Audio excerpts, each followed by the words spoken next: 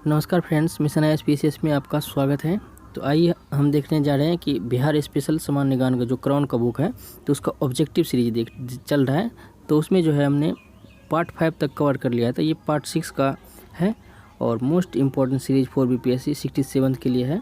तो आइए इसकी शुरुआत करते हैं। तो पहला क्वेश्चन हमारा है, मिट्टी निर्माण के कारक हैं। तो इसमें ऑप्शन नंबर डी उपरोक्त तो इसमें से सभी हो जाएगा। ठीक है, आधारभूत चट्टान, जलवायु, स्थलाकृति, उच्चावच, ये सभी फैक्टर है मिट्टी निर्माण के कारक। ठीक है।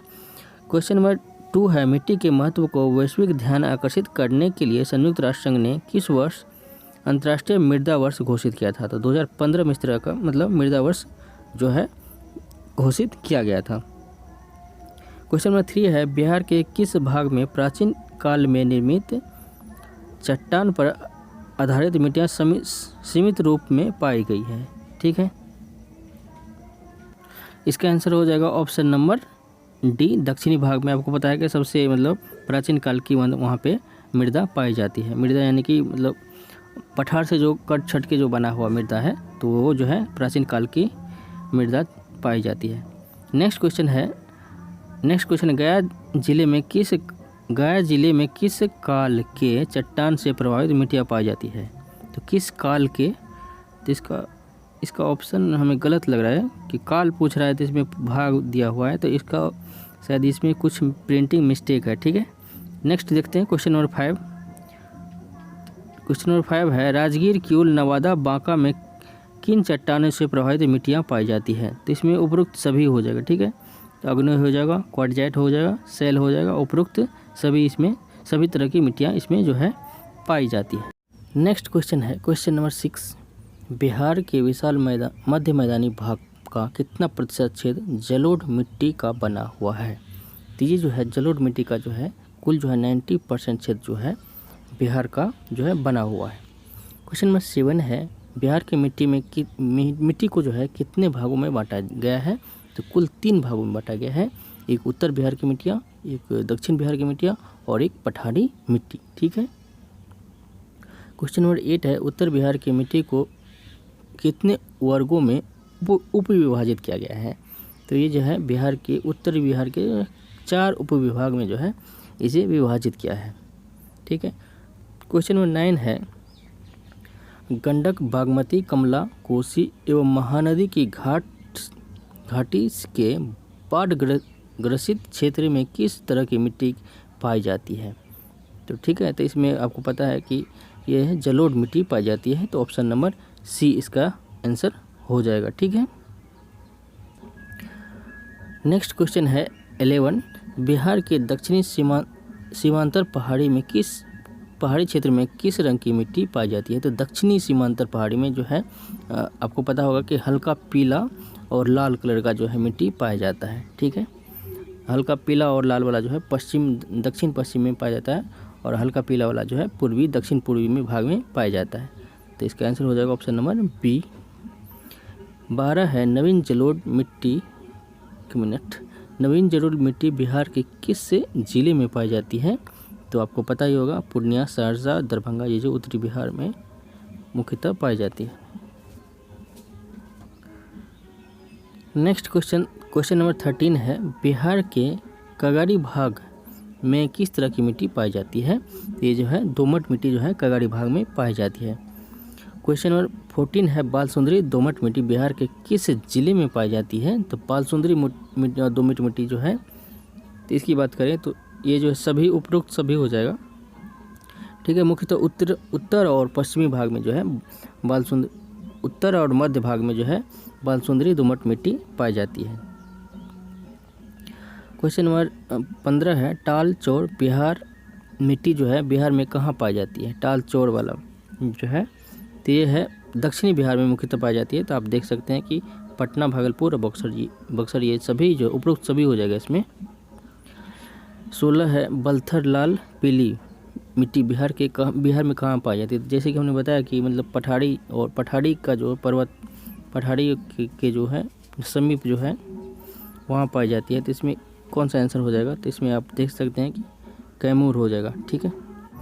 नेक्स्ट क्वेश्चन देखते हैं, क्वेश्चन नंबर 17, दलदली दलदली मिट्टी बिहार के किस ज़िले में पाई जाती है? ठीक है, दलदली मिट्टी यानी कि पहाड़ से जो सटा हुआ जो तराई क्षेत्र होता है वहाँ पे मिट्टी जो पाई जाती है उसे दलदली मिट्टी कहा जाता है। तो ये उपरोक्त सभी इसका आंसर हो जाएगा option number D. Question number 18 है, बिहार में बालसुंदरी दोमट मिट्टी का प्रधान फसल क्या है? तो ये जो है धान, गेहूँ, गन्ना, तंबाकू तथा मक्का जो है बालसुंदरी दोमट मिट्टी का प्रधान फसल है। क्वेश्चन नंबर 19 है, कॉप मिट्टी की प्रधानता बिहार के किस जिले में? ये इंपॉर्टेंट क्वेश्चन हो सकता है। ठीक है, तो ये मुख्यतः जो है दक्षिण पूर्वी मतलब भारत में भागलपुर साइड में जो है ये कॉप मिट्टी पाई जाती है, कॉप मिट्टी। क्वेश्चन नंबर 20 है, बिहार के अधिकांश भाग आच्छादित है। तो बिहार के अधिकांश भाग मतलब उपरोक्त ऑप्शन की बात करें तो इसमें जो है कछाड़ी मिट्टी जो है अधिकांश भाग जो है आच्छादित है बिहार। क्वेश्चन नंबर 21 है, बिहार के किस जिले में देरा मृदा तथा स्थलाकृति की प्रधान है?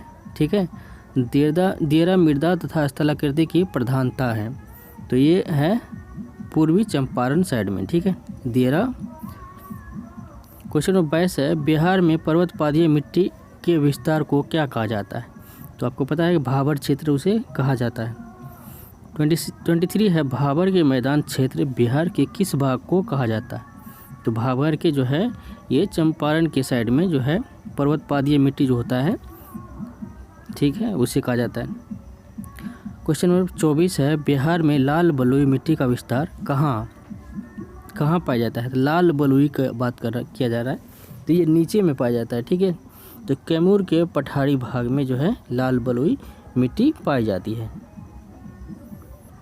सॉरी, यहाँ पे जो है कैमूर के साथ रोहतास का भी होगा, तो कैमूर एवं रोहतास एवं कैमूर के पठारी क्षेत्र में पाई जाती है लाल बलुई मिट्टी। ठीक है, पठार के जो सटा हुआ जो क्षेत्र होता है उसमें जो है इस तरह की मिट्टी पाई जाती है। ठीक है। क्वेश्चन नंबर 25 है, बिहार की तराई प्रदेश विस्तृत है। तो बिहार का तराई प्रदेश कहाँ पे है? उत्तर बिहार में सॉरी। तो उत्तर बिहार में आप देख सकते हैं, तो गंगा के उत्तरी भाग में जो समांतर 5 से 7 किलोमीटर का ये जो है चौड़ा पट्टी के रूप में पाया जाता है। ठीक है। 26 है, बिहार की कुल भूमि का कितना प्रतिशत भूमि समस्या से ग्रस्त है? तो ये जो है कुल 30% भूमि जो है समस्या ग्रस्त है, जैसे कि बाढ़ हो गया, सूखा हो गया, इस तरह के समस्या से ग्रस्त है।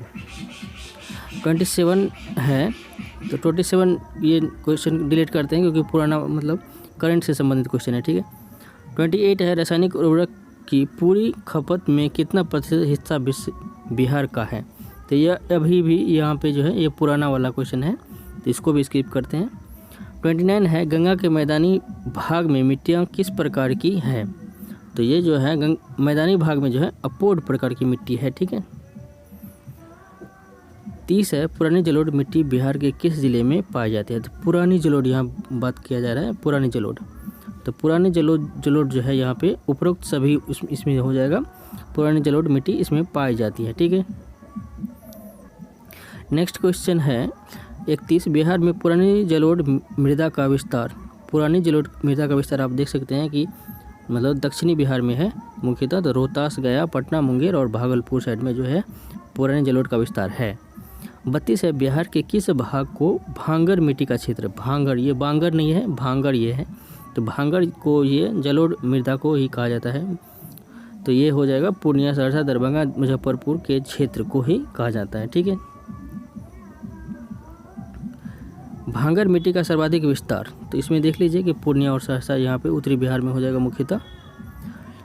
34 है, बिहार में खादर मिट्टी का विस्तार क्षेत्र। ये खादर मिट्टी है दक्षिण क्षेत्र में होगा। ठीक है, और सॉरी खादर मिट्टी है, खादर। तो ये जो है पश्चिम, उत्तरी और पश्चिम क्षेत्र में होगा। तो ठीक है, तो इसमें सभी हो जाएगा उपरोक्त सभी, ऑप्शन नंबर डी 34 का।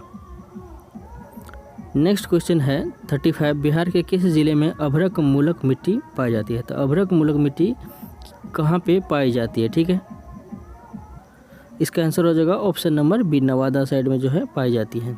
36, बिहार में उत्तरी गंगा के मैदान में कौन सी मिट्टी नहीं पाई जाती है? यहाँ पे पूछा जा रहा है क्या, उत्तरी गंगा के मैदान में कौन सी मिट्टी नहीं पाई जाती है? तो ये बलथर मिट्टी की बात करें तो बलथर मिट्टी दक्षिण बिहार में पाई जाती है। ठीक है। 37 है, गंगा के मैदान की पुरानी कछारी मिट्टी क्या कहलाती है? तो पुरानी कछारी मिट्टी जो है ये कहलाती है बांगर। ठीक है, ऑप्शन नंबर डी। ठीक है, नेक्स्ट क्वेश्चन है 39। वो ये जो 2011-12 रिपोर्ट के अनुसार बिहार में किस जिले में सर्वाधिक प्रतिशत भूमि बंजर थी? तो इसका आंसर है बांका साइड में जो है सर्वाधिक भूमि बंजर मिलती है। ठीक है, तो ये हो जाएगा। नेक्स्ट है बिहार के मैदानी क्षेत्र में जलोढ़ की गहराई। तो जलोढ़ की गहराई है ये हो जाएगा ऑप्शन नंबर बी, 1500 से 3000 मीटर। ठीक है, 40 का हो जाएगा 1500 से 3000 मीटर। ठीक, तो आइए अब देखते हैं नेक्स्ट टॉपिक। तो नेक्स्ट टॉपिक हमारा इसका पहला क्वेश्चन है, पार्श्विक तंत्र शब्द का सर्वप्रथम किसने किया? इस शब्द का प्रयोग सर्वप्रथम जो किन्होंने किया है? तो आप सभी को पता है एजी टॉन्सले के द्वारा पार्श्विक तंत्र का सर्वप्रथम इस शब्द का प्रयोग किया था इन्होंने।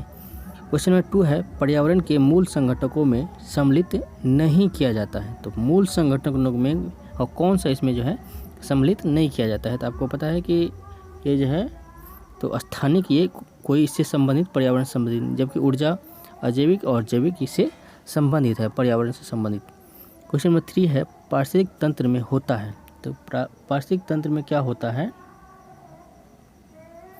तो इसमें क्या है कि ऊर्जा व खनिज दोनों का लाभ, ऊर्जा की हानि परंतु खनिज का लाभ, ऊर्जा का लाभ परंतु खनिज की हानि, ऊर्जा व खनिज दोनों की हानि। तो इसका आंसर हो जाएगा ऊर्जा का लाभ परंतु खनिज की हानि होता है। ठीक है, ऊर्जा निकलता है और खनिज की हानि होती है। क्वेश्चन नंबर 4 है, पार्श्विक तंत्र से संबंधित कथनों पर विचार करिए। तो इसमें जो पार्श्विक तंत्र का सर्वप्रथम शब्द का प्रयोग किन्होंने किया था? तो एजी टॉन्सले, आपको पता है, सही है। नेक्स्ट है, जो जीव अपना भोजन स्वयं उत्पादित करते हैं उसे स्वपोषित कहा जाता है। तो ये भी सही है। ठीक है, तो और आगे है, तो प्रकाश संश्लेषण की प्रक्रिया द्वारा उपभोक्ता अपने भोजन का उपयोग करता है। तो ये गलत है। ठीक है, प्रकाश संश्लेषण की प्रक्रिया द्वारा उपभोक्ता नहीं होता है, यहाँ पे अपने भोजन का उपयोग करता है, ये गलत है। तो अगला है वियोजक अकार्बनिक पदार्थ को कार्बनिक पदार्थ में परिवर्तित करते थे, ये भी गलत है। तो ऑप्शन नंबर इसका हो जाएगा 1 एवं 2 सही है। ठीक है,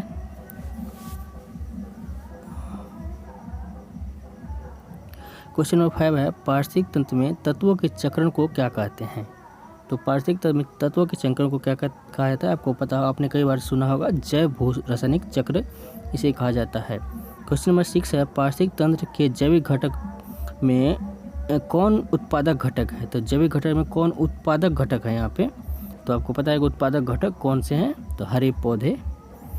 7 है, सर्वाधिक अस्थायी पार्श्विक तंत्र कौन सा है? तो सर्वाधिक अस्थायी की बात कर रहा है यहाँ पे, ये जो है महासागर सर्वाधिक अस्थायी पार्श्विक तंत्र माना जाता है। क्वेश्चन नंबर 8 है, पार्श्विक अस्थायी मितव्ययिता है, यह किस आंदोलन का नारा है? तो ये जो है ये जो है चिपको आंदोलन का ये जो है नारा है, ऑप्शन नंबर ए। 9 है, जलवायु में कब से धीरे धीरे परिवर्तन आने शुरू हुए? तो ये हो जाएगा औद्योगिक क्रांति के बाद। आपको पता है कि औद्योगिक क्रांति से काफ़ी प्रदूषण हुआ, उससे जो है जलवायु जो है धीरे धीरे परिवर्तन होना शुरू हो गए। और नेक्स्ट है question number 10, green house gas से प्रतिक्रिया करती है, ग्रीन हाउस गैस से प्रतिक्रिया करती है और वायुमंडल में उसके सांद्रण को प्रभावित करती है।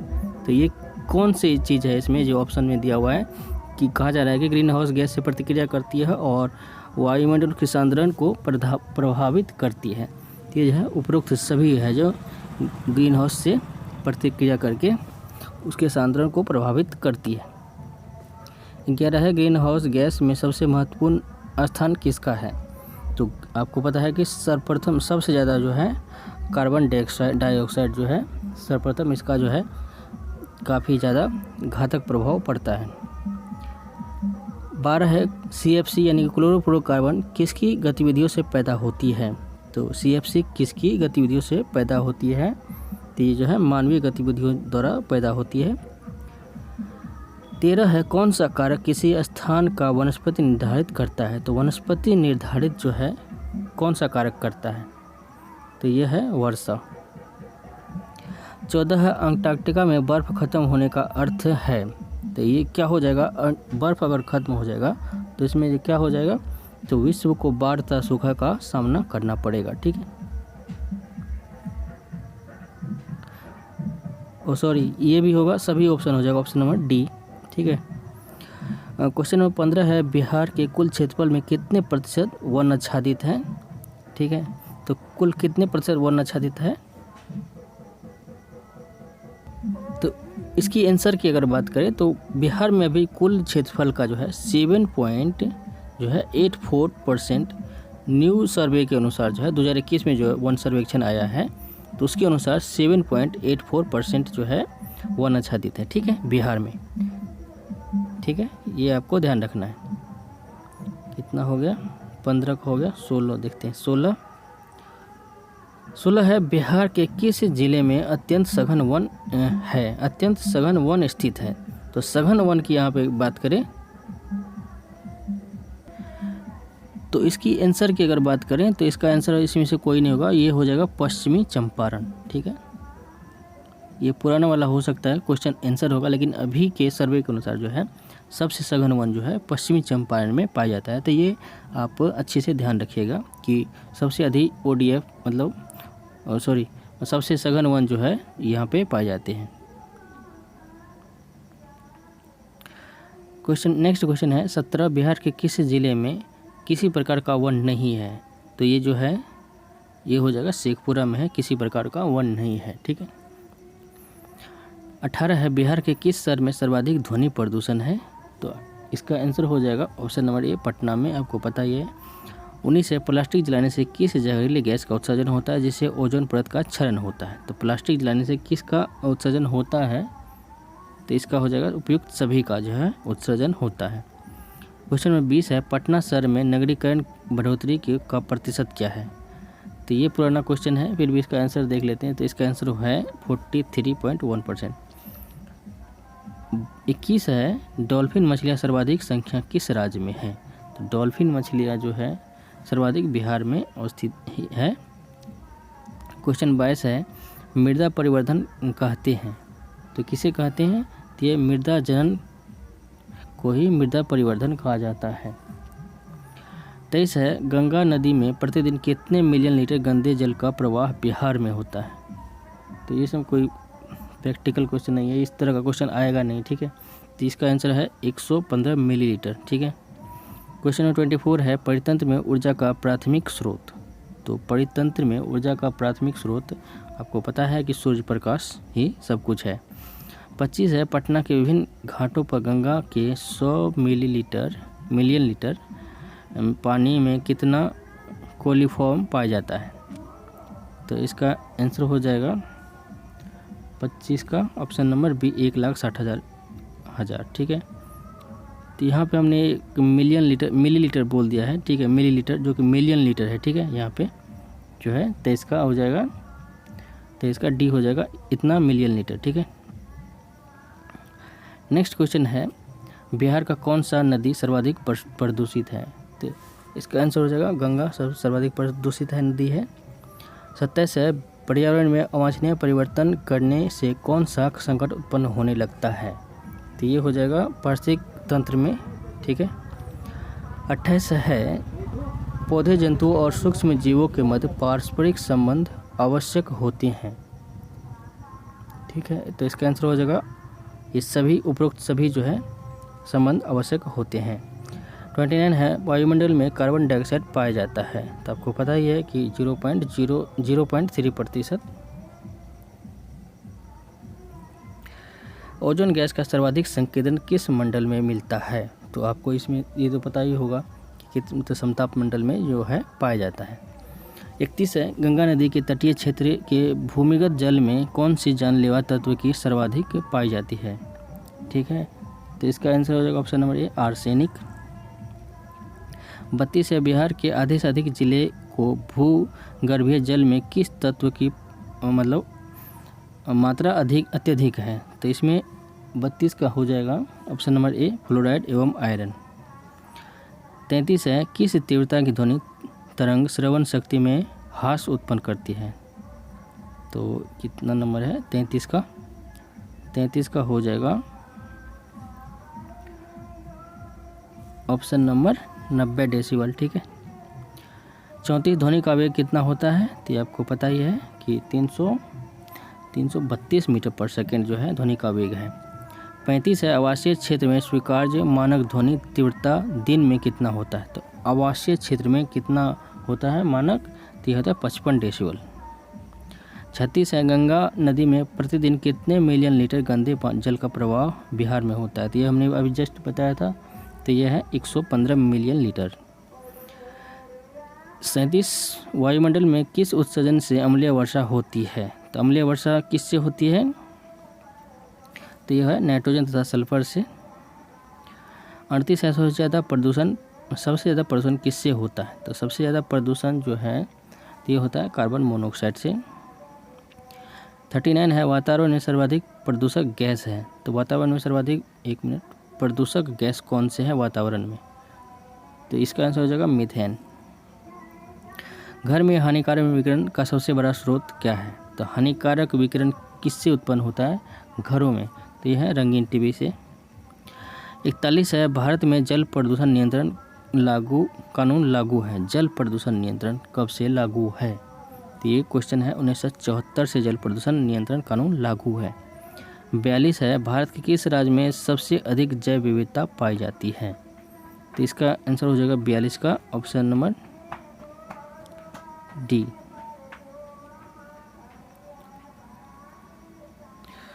ठीक है।